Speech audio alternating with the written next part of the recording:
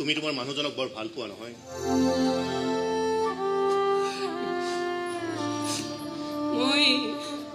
মই তেওঁৰ অৰ্ধাংগী।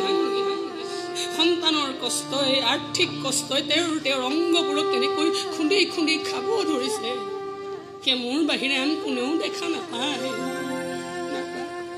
কলেজত থাকোঁতে ভাবিছিলোঁ তুমি বেছ ডাঙৰ গায়িকা হ'বা।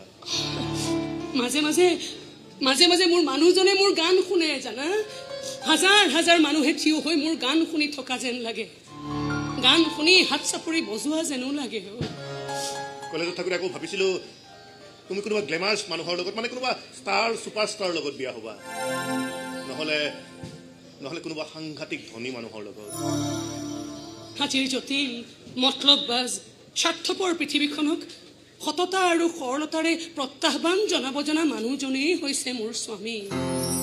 মোৰ কাৰণে তেওঁতকৈ ডাঙৰ হিৰো এইখন পৃথিৱীত আৰু কোনো হ'ব নোৱাৰে। 2-3 মাহলৈ তুমি একেলগে বহি এষাৰ আমি কথা পাতিবলৈ সময় নাপাওঁ জানা। অথচ গম পাই যা কাৰ মনে কি কৈছে। একেলগে বহি আমি এসাঁজ ভাত খাবলৈ সময় নাপাওঁ। অথচ গম পাই যাওঁ কাৰ কিমান ভোক লাগিছে। ইজনে সিজনৰ কষ্টৰ কথাবোৰ আমি নকওঁ, কিন্তু গম পাই যাওঁ জানা কাৰ কিমান ঘাম সৰিছে, কাৰ কেইডাল হাড় ভাগিছে। ইজনে সিজনক আমি দেখুৱাই নাকান্দো, অথচ গম পাই যাওঁ কাৰ কিমান চকুলো সৰিছে। সেইফালৰ পৰা চাবলৈ গ'লে দেখোন আমাৰ সংসাৰখন সঁচা অৰ্থত এখন গ্লেমাৰাছ সংসাৰ, য'ত গ্লেমাৰৰ জন্ম হৈছে প্ৰেম, বিশ্বাস আৰু সততাৰ পৰা। বাকী থাকিল তুমি কোৱাৰ দৰে এই মাথো ধনী মানুহবোৰৰ কথা। মোৰ মানুহজনে মোক যিমান মৰম দিছে, যিমান বিশ্বাস দিছে, যিমান মোক সন্মান দিছে, তাৰ তুলনাত এই কাগজৰ টকাবোৰৰ কোনো মূল্য নাই জানা।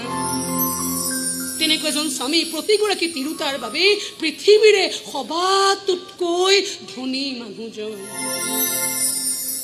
আৰু বহুত কথাই ক'লো দিয়া, মই আহোঁ বাৰু দিয়া। তোমালে মোৰ আৰু এটা অনুৰোধ থাকিল দেই। মোৰ ল'ৰাৰ যদি নতুনকৈ তুমি কিবা খবৰ পোৱা, লগে লগে তুমি মোক জনাবলৈ নাপাহৰিবা। মাক হিচাপে চেষ্টা কৰিম যাতে খবৰবোৰ চেনেলৰ ব্ৰেকিং নিউজ নহয়।